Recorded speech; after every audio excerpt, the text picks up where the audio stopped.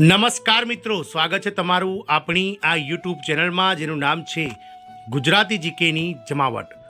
તો મિત્રો 1 ફેબ્રુઆરી 2025ના રોજ વર્ષ 2025-26નું પૂર્ણ કદનું બજેટ રજૂ થવા જઈ રહ્યું છે અને આ બજેટ ક્યાંક ને ક્યાંક લાખો આંગણવાડી અને આશા વર્કર બહેનો માટે સોનાનો સૂરજ લઈને આવવાનું છે, કારણ કે આગામી બજેટમાં આંગણવાડી કર્મચારીઓ અને આશા વર્કર્સ બહેનોને સરકારી કર્મચારી બનાવવાની દરખાસ્ત જે છે તે કરવામાં આવી છે। આપ સૌને જણાવી દઈએ કે ગત 6 જાન્યુઆરીના રોજ પ્રી બજેટ મિટિંગ્સનું જે આયોજન થયું હતું, જેમાંથી દેશભરના અલગ અલગ ટ્રેડ યુનિયનોના પ્રતિનિધિઓ હાજર રહ્યા હતા, જેમાં ગુજરાત સહિત ભારતના જે તમામ આંગણવાડી કર્મચારીઓનું પ્રતિનિધિત્વ કરે છે તેવા ઓલ ઇન્ડિયા આંગણવાડી એમ્પ્લોઈઝ જે ફેડરેશન છે તેના જે હોદ્દેદારો છે તેઓ પણ હાજર રહ્યા હતા। ક્યાંક ને ક્યાંક આશા વર્કર જે યુનિયન છે દેશભરમાં તેના પણ હોદ્દેદારો હાજર રહ્યા હતા અને તમામે આગામી બજેટમાં આંગણવાડી કર્મચારી અને આશા વર્કર્સ કર્મચારીઓને ચોક્કસથી મિત્રો સરકારી કર્મચારી બનાવવાની દરખાસ્ત કરી છે, સાથે પગાર પણ સરકારી કર્મચારીને સમકક્ષ આપવાની વાત થઈ છે। નાણામંત્રીએ પણ મિત્રો ક્યાંક ને ક્યાંક હૈયાધારણા આપી છે કે ક્યાંક ને ક્યાંક આ બાબતને લઈને બજેટમાં ક્યાંક શુભ સમાચાર આવશે। તો શું 1 ફેબ્રુઆરી 2025ના રોજ જે બજેટ રજૂ થવાનું છે તેમાં આંગણવાડી કર્મચારી અને આશા વર્કર બહેનો આ તમામ માટે જે છે તે સોનાનો સૂરજ ઉગશે અને શું કર્મચારીઓના પગાર વધશે અને તેઓ સરકારી કર્મચારી બનશે કે નહીં, આ તમામ માહિતી પર આજના વિડીયોમાં ફોકસ કરીએ।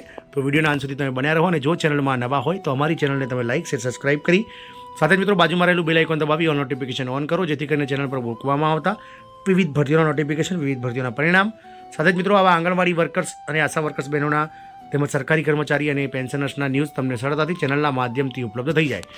તો આગામી બજેટમાં આંગણવાડી કર્મચારીઓ અને આશા વર્કર્સ બહેનોને આ કર્મચારી બનાવવાની દરખાસ્ત છે।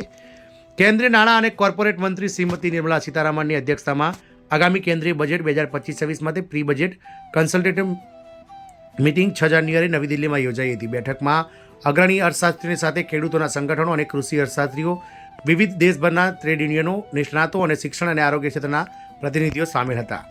આ બેઠક દરમિયાન કેન્દ્રીય નાણાં રાજ્યમંત્રી શ્રી પંકજભાઈ ચૌધરી, નાણાં સચિવ અને DIPAM સચિવ શ્રી તુહિન કાંતા પાંડે, આર્થિક બાબતોના વિકાસના સચિવ શ્રી અજય શેઠ, નાણાકીય સેવાઓ વિભાગના સચિવ શ્રી M નાગરાજુ, મુખ્ય આર્થિક સલાહકાર ડૉક્ટર V અનંત નાગેશ્વરન અને નાણાં મંત્રાલયના વરિષ્ઠ અધિકારીઓ અને લાઇન મંત્રાલયો પણ હાજર હતા। કેન્દ્રીય નાણામંત્રી શ્રીમતી સીતારામન તેમના મૂલ્યવાન સૂચનો શેર કરવા બદલ તમામ નિષ્ણાતો અને પ્રતિનિધિઓનો આભાર માન્યો હતો અને ખાતરી આપી છે કે કેન્દ્રીય બજેટ 2025-26 તૈયાર કરતી વખતે તેમની સૂચનાઓની કાળજીપૂર્વક તપાસ કરવામાં આવશે અને ધ્યાને લેવામાં આવશે। આ બેઠકમાં ટ્રેડ યુનિયન કો સેન્ટર એટલે કે TUCCના પ્રતિનિધિઓ પણ હાજર રહ્યા હતા। TUCCએ નાણાકીય વર્ષ 2025-26ના બજેટની રચના માટે અસંગઠિત ક્ષેત્ર, માનદ વેતન કામદારો અને દૈનિક વેતન મેળવનારોની સમસ્યાઓનો અંગે નાણાપ્રધાનને લખેલા પત્રમાં સૂચનો પણ આપ્યા છે। TUCCએ આ દેશના ઔપચારિક અને અનૌપચારિક કર્મચારીઓના સંઘર્ષને ઘટાડવા, રોજગારીનું સર્જન કરવા, યુવા પેઢીના ઉદ્યોગ સાહસિકતાને પ્રોત્સાહન આપવા અને તેને ટકાઉ આજીવિકા તરફ માર્ગદર્શન આપવા માટે બજેટમાં નાણાકીય જોગવાઈ માટે કેટલાક સૂચનો રજૂ કર્યા છે। સરકારે વધુ વિલંબ કર્યા વિના તાત્કાલિક વેતન સંહિતા અને સામાજિક સુરક્ષા સંહિતા લાગુ કરવી જોઈએ તેવું પણ મિત્રો TUCCના પ્રતિનિધિઓ દ્વારા સરકારને સૂચના આપવામાં આવી છે। 78 લાખ કરતાં વધારે EPS પેન્શન ધારકોનું પેન્શન તાત્કાલિક ઘટાડીને ઓછામાં ઓછા ₹5,000 પ્રતિ માસ કરવું જોઈએ અને તેને VDA સાથે લિંક કરવું જોઈએ, જેથી તે સમયાંતરે વધારી શકાય અને જે 78 લાખ કરતાં વધારે EPS 95 પેન્શન ધારકો છે તેમના જીવનને આરામદાયક બનાવી શકાય।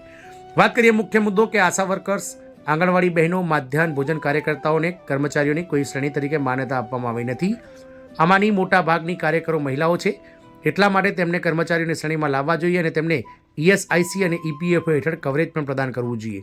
ગુજરાત હાઈકોર્ટના આદેશ મુજબ આંગણવાડી કાર્યકરોને પગાર મળવો જોઈએ। TUCCએ ગુજરાત હાઈકોર્ટના જે 30 ઓક્ટોબર 2024ના રોજ અતિ મહત્વનો જે ચુકાદો આપવામાં આવ્યો છે કે રાજ્ય સરકારના કર્મચારી તરીકે આંગણવાડી કર્મચારીઓને જાહેર કરવા જોઈએ અને તેમને વર્ગ 3 પ્રમાણે કાર્યકર બહેનો અને વર્ગ 4 પ્રમાણે તેડાગર બહેનોને વેતન આપવું જોઈએ, લઘુત્તમ વેતન।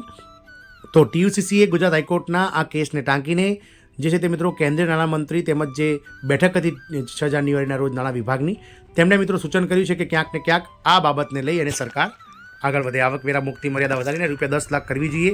EPFO અને ESIC મર્યાદા 2017થી VDA વધારાના પ્રમાણમાં વધારીને ₹35,000 પ્રતિ માસ કરવી જોઈએ, જેથી ઔદ્યોગિક અને અન્ય કામદારોને સતત સુવિધાઓ મળી શકે। તેમજ વન વિભાગની જુદી જુદી વિંગમાં જુદી જુદી કેડરના પગારની વિસંગતાઓ દૂર કરવી જોઈએ અને જેમ કર્મચારીઓની સેવાઓ નિયમિત કરવી જોઈએ અને NPS UPS નાબૂદ કરવામાં આવે અને OPS તાત્કાલિક અસરથી લાગુ કરવામાં આવે તેવું TUCCએ જણાવ્યું છે। આ મિત્રો આશા વર્કર્સ બહેનો, આંગણવાડી બહેનો, મધ્યાહન ભોજન કાર્યકર્તાઓ કે જેઓ મહદઅંશે મહિલા કાર્યકર્તાઓ છે અને મહિલા કર્મચારીઓ છે તેમને કોઈ પણ શ્રેણીમાં નથી રાખવામાં આવતા। આથી જે TUCC છે જે મિત્રો જેને કહી શકાય કે આખું ફૂલ ફોર્મ છે ટ્રેડ યુનિયન કો સેન્ટરના જે પ્રતિનિધિઓ છે તેમણે મિત્રો સરકારને આ કર્મચારીઓને જે છે તે મિત્રો એક શ્રેણીમાં લાવી અને તેમને તાત્કાલિક સરકારી કર્મચારી જેવા લાભો આપી ગુજરાત હાઈકોર્ટના ચુકાદાને ટાંકીને તેમણે કહ્યું છે કે તેમણે ઝડપથી આજે છે તે ચુકાદો માન્ય કરવો જોઈએ. તો જોવાનું એ રહેશે કે પ્રી બજેટ મિટિંગ્સમાં નાણામંત્રી અને નાણાં વિભાગના જે સચિવો હાજર રહ્યા હતા તેમણે જે રીતે હૈયાધારણા આપી છે કે ક્યાંક ને ક્યાંક આ બાબતોને લઈ અને બજેટમાં ઝીણવટતાપૂર્વક બજેટમાં તેની રજૂઆત કરવામાં આવશે. તો શું બજેટ 2025-26 જે 1 ફેબ્રુઆરી રજૂ થવાનું છે તેમાં આશા વર્કર અને આંગણવાડી બહેનો તેમજ મધ્યાહન ભોજન કરતા અને વિવિધ લઘુત્તમ વેતન અને માનદ વેતન મેળવતા કર્મચારીઓ માટે ક્યાંક ને ક્યાંક કઈ ફાળવણી સરકાર દ્વારા કરવામાં આવશે તેવી આશાઓ સેવાઈ રહી છે. જોવાનું એ રહેશે 1 ફેબ્રુઆરીએ ડૉક્ટર નિર્મલા સીતારામન દ્વારા શું રજૂઆત થાય છે એ તો સમય જ બતાવશે. જય હિન્દ, અસ્તુ.